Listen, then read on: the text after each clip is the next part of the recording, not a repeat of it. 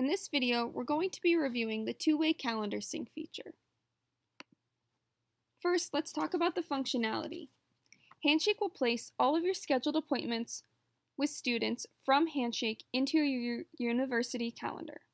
Handshake will not transfer over any existing appointment availability blocks that you set up in Handshake. Handshake will pull all of the unavailable blocks that are set up in your university calendar, such as recurring meetings or out-of-office time. This is determined by the busy setting in the individual appointment. I'm going to navigate over to my calendar, then select into this block. This is the setting that you'll need to make sure is marked as busy. If it's marked as free, Handshake will not place unavailability on your schedule. Now let's set up the two-way calendar sync feature. Let's start by selecting your name on the upper right-hand side of the screen and then select User Settings. From the menu on the left, select Calendar Settings. Once loaded, choose the option to authorize the calendar sync.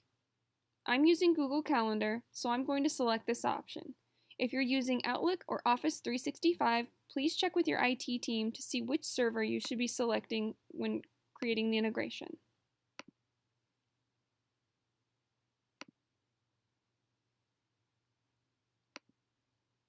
Once you've allowed the connection, please give the system a full 24 hours to place all of the blocks on your calendar. You may also see more than one calendar option. I'm going to select the two-way sync since this is where my meetings are hosted. You can also double-check your unavailability by selecting appointment blocks from this left-hand menu here and filtering by unavailable time. Here's my Do Not Schedule from the Google Calendar. Another way to check is by selecting appointments from the left-hand navigation menu, then select Calendar on the upper right-hand side.